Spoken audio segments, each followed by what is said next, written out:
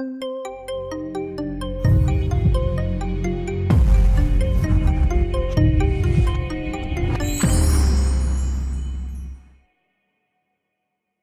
going to ask a few questions.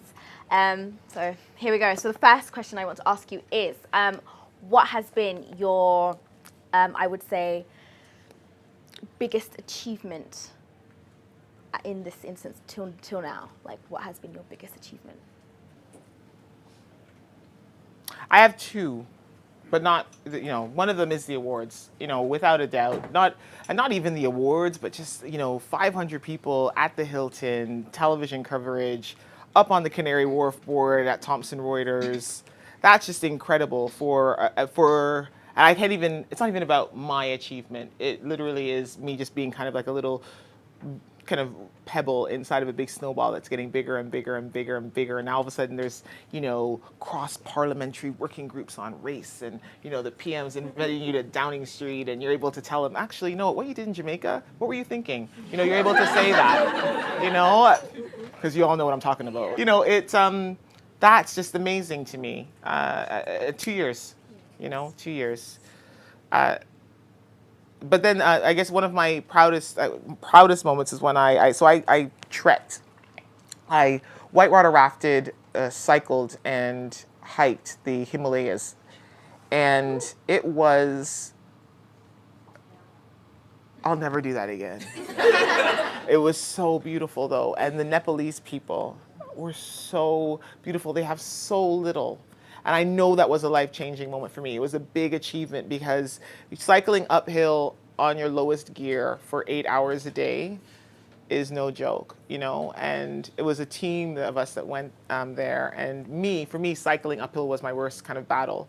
You would think coming downhill is the easy part, right? So I'm like, woohoo. I was like Billy Goat Gruff coming downhill. I was like, in the front, dancing, choosing all the little steps. Where my friends, there was a friend who has really, really hard, it's really hard on her knees, because going down steps actually, when you have bad knees, it's really hard. And it was amazing. It really taught me about team dynamics and weaknesses and strengths and working to each other and holding myself back to bring my team member forward, just the way she cycled beside me, guys, because there's one point where I just did not think I was going to make it. And she literally cycled beside me with her hand on my back, pushing me up the hill.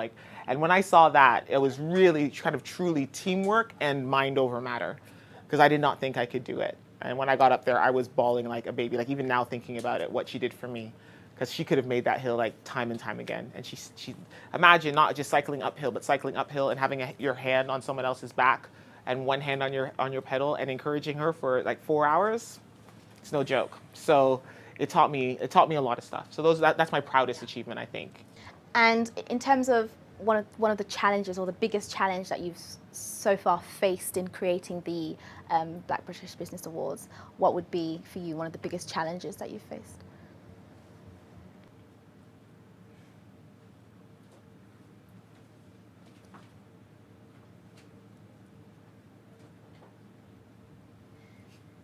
Probably practicing what I preach, and so valuing myself as much as I want Black people to value themselves.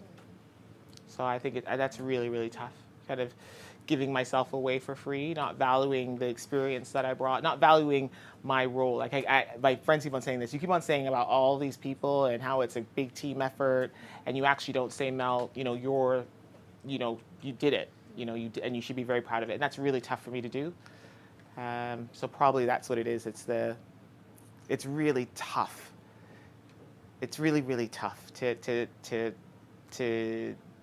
put yourself out there. I know I'm Canadian, and we sound, and Americans are kind of well known for putting yourself out there. But I love doing it for other people, but doing it for myself, I have to call Ronke for that. That's Ronke right there. Really, I do call Ronke for that. Exactly. I have to say, okay, am I, what's my worth here? Am I doing the right thing? Am I kind of overestimating myself or underestimating myself here? So that was my biggest, that was that. So final question before I open up to the floor. In terms of taking the plunge to actually go from the corporate to the entrepreneurial route, what preparation did you do beforehand before you took that massive leap? Yeah, it's a massive preparation in terms of the awards. So the awards didn't kind of start overnight.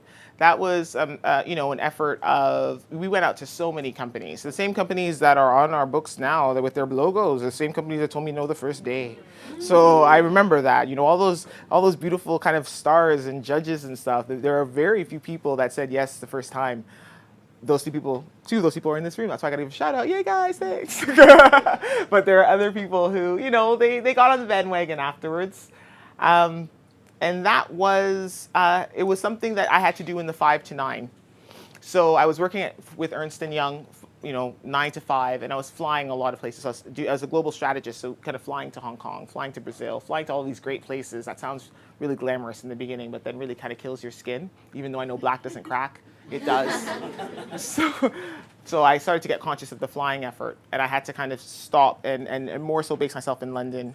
And I was constantly meeting with people, telling them about this awards plan, in the 5 to 9. And I knew that I couldn't start it without having one big corporate sponsor. And so I left, Ernst Young, one of the clauses of my, kind of leaving and of them giving us sponsorship is that I had to work, on the awards. I couldn't just kind of say, let's, go to KPMG. And, I couldn't do that. I had to stay and work on the awards. And that was, I think, because you were asking me another question earlier about what my biggest failure is, I think. I think someone asked me, did you say that? Did you guys say that? You wanted to know what my biggest failure was? My biggest failure was it's something that I regret, and I'm really working on not regretting it, is that I made so much money as a management consultant, and I barely have anything to show for it. I spent my money like nothing. I have beautiful handbags. I had them now. No, I'm going to be honest. I had beautiful handbags, and I live in I bought a beautiful flat in a beautiful part of the town, which is, thank God for that. Thank God for a little piece of equity. But otherwise, guys, I shackled myself to my company for years because I overspent my money. For what I know, for how happy I am right now, for how little I spend, I had so much debt that was manageable. I was managing it every month and paying it off, but that's my regret. You're making a 6-figure plus salary in some instances, and for me not to have anything to show for it right now, where I'm kind of building back up my savings, that is my biggest failure, because I know what I was like. Every year I didn't do something, or every year I didn't kind of start the awards myself, was because I didn't have the money, and and we stay in these jobs because we don't have the money, and we don't want to move, and we don't know what's out there, so we don't have any risk. We can't mitigate the risk because we don't have 3 months allowance or salary in our savings account, and it sucks. That is my biggest failure for all the money I've made since I was the age of 16. I don't have very much to show for it. Not like my cousin. She has like 8 houses. I don't know how she did it. I don't know how she did it, but I do know how she did it. She was very, very frugal. Happy, but frugal. So it's a great life that I live now, but it was a hard lesson. Okay, thank you. Now we're going to open up some questions to the floor. So if you have any questions for Melanie. Hi. Just touching on the British Asian Business Awards, do you see many synergies with that yeah, awards? most definitely. And do you work with them? And do you share best practice? No, not yet. But I'll say that I would say not the British Asian Awards, but the Asian Achievement Awards, so Rovin and stuff. And even with Michael, Michael and I are competitors. So Michael Aboda is the editor of the Power List, so the 100 most influential black people in the UK or something like that. I can't remember the exact title. He's my competitor after all. However, he helped. In the background, he was helping me when I had so many problems. I was like, I don't know what's going on here. What's going on? What's going on? And I would be able to call him, and he helped. Kanye King, another person, I was just like, PR with these networks. And Kanye King helped some people. And so, and Rovin, I just spoke to him today, so we're meeting on Thursday. And so even though there's the capstone project of the Black British Business Awards, because I specifically want to attack the media interpretation around Black people, but our leadership programs and the Board Academy, those are all BAME. So they're, it's not kind of isolated towards, just Black people, because the leadership programs, the synergies are great in terms of the delivery. And then also on top of that, gosh, even on the gender space as well, like, the co-founders of the business are every woman. There are 2 white women who are 56 and 57 respectively. This effort, I must say about this effort, is that it is, if you are engaged and involved and if you believe in it, come on board. I am not about, like, if we think that we are going to get anywhere with 10 to 15% of the population on this for us, by us, FUBU movement, it ain't gonna happen. No, it's not gonna happen. For 15% of the population, it's not even a critical mass. The science is not there. The math is not there. So you know what? So people get upset with me. They're like, oh, well, why didn't you choose black? Like, why didn't you work with just black people? And I was like, dude, I'm a woman too. And you know what? These are my female friends who have said to me, help me out. This is, they're going to give me a whole platform, a whole, base of experience. And I think we would be silly if we do not work with other people who have a clear expertise in an area where, quite frankly, I must say, kind of black large events, it's only recently that we've really started to kick ass. Before there were some really, really bad reputations that I had to work against for sponsorship. So it is, if you have the wherewithal, if you want to come on board, I know Rachel Dolcial, there's some issues, but she was fighting. No, let's talk about it. Let's talk about it. Let's talk about it, because at the end of the day, I can't hate on her too much as a woman. She fought more than 90% of black people for black people's rights, for her on her daily efforts. And I was just like, wait a minute, let's keep it real, people. All of y'all are just sitting here where there's a few gladiators at the front, and she was one of them. So I know she has messed up issues. There's issues, let's keep it real. But on the other hand, she's done a lot of work. So let's make sure that we are not shooting ourselves in the foot by not working with the Asian. Back to your original question, work with everybody who wants to be involved, and let's make sure that we are inclusive. And I say, just as we are asking others to be inclusive of us in all of their fullness and joy and bringing their best selves to the table and sharing with us, just like we want to be able to bring our best selves. And if we don't do that, then quite frankly, I wouldn't even bother doing it, really. So, yes, they're good people and they're great. They're doing a lot of good things and they're very generous with their time and sponsorship. My name is Elsie, and Hi, Elsie. You've mentioned about when you involve people. Okay, let me rephrase that. While at first you had the image of just black, doing the Black British Awards, of just black people, engaging black people, but then now you also incorporated including everybody. So which one would you would you compare to have worked more, just when you initially had the idea of just having black people, or when you incorporated all of them? Like, yeah, I don't think it's an either or. So for the Black British Business Awards, so for our media-facing program, where we are trying to change the media stereotypes that exist around black people, then we are going to keep that as our capstone, as our flagship program. However, in terms of leadership programs, in terms of board academies, in terms of working with the government for access to kind of board positions, then we are bringing it out to BAME, because the synergies are so great that some of the solutions can be applied across the board, where I don't think, this is the debate that Rovan and I have, but I don't think that the stereotypes that exist around the Asian contribution to the economy hurt them the way that they hurt the perception of the black contribution to the economy. We are seen as, lazy, ghetto, just kind of, not intelligent enough. And that's not the same for, kind of your Southeast Asian, or even, just kind of your Far East Asian child. So that's why we're keeping the Black British Business Awards the way it is. But for some of the leadership programs, some of the other programs, we're making sure that it extends across the BAME business. Hi, Melanie. Really enjoyed that. So I mentor and coach a number of BME women. And I wonder, in your perspective, is there anything else that we can be doing to nurture and bring up the next generation of leaders? Anything else that we can be doing? Yes, so other than coaching and mentoring and obviously being a role model. And personally sponsoring. Yeah, I'm not gonna lie. I wish black women knew about their money. Seriously, just in terms of the financial services consulting, even when I used to work in the branch and stuff, because I started in banking working at the branch, and it really, really hurt my feelings. I'm not sure that we have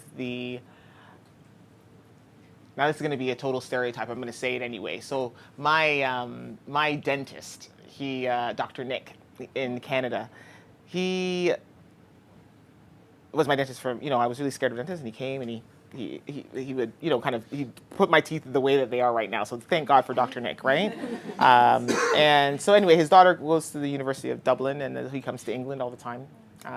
This is like a good, how many years relationship now, 20, 30 years now. He owns about 7 dental practices. I can't even pronounce his last name. However, he gives me, it's only recently that he started, as I went off to be an entrepreneur, he really started mentoring me around money. And I can imagine what his daughter learned from him. Like he said, he would give me things like, pigs get fat, hogs get slaughtered. What does that mean, you say? It's in relation to taxation. So you know what, if you go crazy on the corporate tax and if you start trying to claim everything, then that's when your hogs will get slaughtered, if they get greedy, overly greedy. But you know what, if you're a pig about it, because you have to kind of claim what you need, claim what you want, then you get fat. Like seriously, I don't know about you guys, I wasn't even exposed to that kind of, people having like 7 businesses and buying them and scaling them up, and then, teaching me about corporate tax law and things that I should claim against it and things that I should save. I didn't have that. And I just think that, unfortunately, with the nature of the diaspora and fathering and mothering really and money, that we don't, I would really want to give Black women that. But that's my personal passion because I know I needed it so bad. Yeah. Ozzy. So I had a question in terms of obviously starting the awards and stuff like that and working with Sophie. What advice or what have you learned about choosing your business partner? Because I think that's very kind of important in life as well. Dude, I know. No, seriously, like Sophie, man, guys, that was just, Max, so every woman, she's like, hey, I met this woman, Sophie. She's a lawyer at Virgin. I think you should meet her. Maybe ask her to be an ambassador for the awards. And Sophie was the one. Like, everyone was for it. Don't get me wrong. It sounds like a great idea, right? But Sophie was just like, yo, I'm going to talk to this person. I'm going to ask this person. We should do this person. And seriously, she had done it within about 36 hours. Very rarely do you find someone and, you tell them an idea and they act on your behalf within 36 hours. That's Sophie, because she believed in it. So, that's the romantic part of the story, right? So we bring Sophie onto the team, ambassador, and then, wait a minute, all of a sudden we're like co-founders, because pretty much she's working shoulder to shoulder with me. But, again, one of those big mistake areas, you need to clarify that ish early.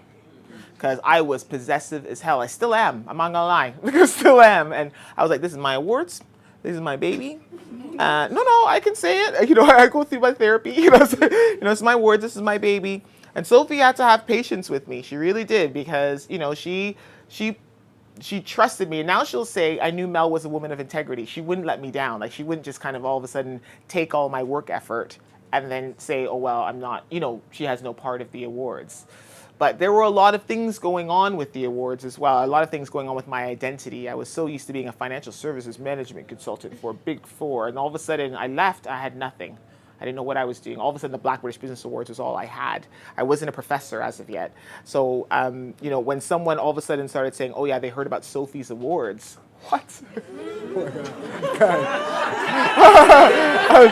I remember, actually it was Michael. Michael was like, yeah, Sophie's awards. I'm like, Michael about it, you did not just say Sophie's awards. He's like, well, that's what they're talking about. I was like, oh, well, no, I'm going to have to rectify that. So, no, and again, this is the pettiness. And, I want to be real with you guys and identify that pettiness. When you start something and you feel like you've birthed it from your loins, then it's really hard to share it with somebody. And I always used to tell Sophie, I was like, I'm the mother, but you're the father. You can walk away. But I ain't going to walk away. Exactly. Let's hear, can we talk about the unconscious bias from my own fatherhood experience? Can we hear about that, guys? Not all fathers are like that. Not all fathers, but again, that unconscious bias kind of thing, right? Oh, man, it's deep, how much bias we have. So, yeah, anyway, so Sophie and I, what we did share was, she's a woman of integrity. She's a woman of excellence. And and we cared about the relationships, and we cared about our community, and the deep passion that I have for it, she has for it as well. It's really, a lot of people will be down for the idea, but who will, the staying up in the middle of the night to go through every single nomination, so you hand it over to the judge, and then you're talking about like 200 nominations, and we are, we have jobs as well, like we're working as teachers and lawyers, and she's, I thank God for her, because it's tough. We have the fundamental shared values, though. They're fundamentally the shared values, and that I can only say is luck. It's only luck, because she could have been a different woman and I could have been a different woman. And so now we're in a great place where she is my risk mitigator. She's a lawyer. Before, she used to be such a, she's just a killjoy. I'm like, why? Why are you always questioning things? Like, let's go for the creative. Let's do this. Let's do that. And she's like, but Mel, I'm not sure. And now it's so funny when you totally change perspective and you appreciate that, then now we have such a strong offering, because I can go with my crazy ideas, and she welcomes the crazy ideas, and then she kind of pots holes in them so that I can, we can make it better. And that's what we do. We're actually a perfect team. We play offensive and defensive against each other. And then outside of the world, we have this perfect combination. But it took a long time, and we had to push through. And it was not easy. It was not easy, not even because of the whole female dynamic. It was just because, it's two people getting married, essentially, and committing to each other for the rest of our lives. And I thank God for her, because she is so patient with my, evolving, immature, sometimes petty self. And I have a big presence, right, guys? Like, you think about managing a business beside me. And because I know it, since I was a kid, I was always tall with the voice, and the cameras, like the cameras seem to find you. No matter if I have a group, you can have a group of finalists, and you'll still find Mel, and that's tough for a woman to stand beside me, a 5'2" woman to stand beside me and be able to hold her own. I treasure that, because not many. I'm not gonna, like, I have a lot of women friends, but not many women would, to be able to say the camera will always look for you, Mel, because you're the founder and you're the chair. And she's truly in this for the love. So I would say it was pure luck and sheer hard work. And I'm so grateful for her. She's my sister. She's my sister friend, and she's a new sister friend. And I love her dearly. And I couldn't have done it without her. And it couldn't have been the thing that it is right now without her. However, I did not do some things, which was basically, I didn't want to have the difficult conversations about expectations and about percentages. And I would say that when you're starting a business with someone, have it right away, right now. Protect your interests, protect their interests. And if you guys get in a fight about it and walk away, then But we don't. And sometimes we walk down the road and all of a sudden you're like, why did all this work? It's not enough. Sorry. Hi, Mel. Hi. How do you think your global experience has impacted on your entrepreneurial goals thus far and in the future? My global experience has made my entrepreneurial goals. So the Black British Business Awards is only the beginning. I just need to drop the B. That was always my intention. Drop the B and expand it out. You didn't have this accent and these passports for these languages for nothing. So we have a problem globally.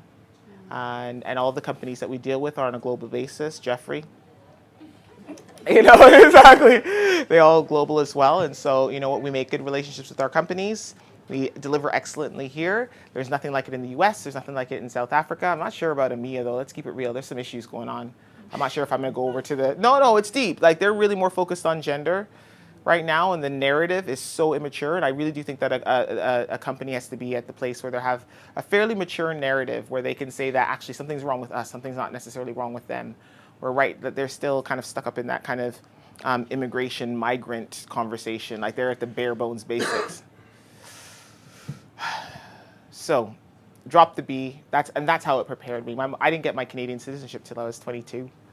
My mom, she was a traveler. She had me when she was 36. She brought me to, I have pictures of me on her shoulders in Russia and because she was this like flying nurse and in Paris feeding the pigeons and in the mountains of Switzerland. And she would take all of these like scholastic trips and just drag me with her. And that's it. That's basically how I know that this will be big.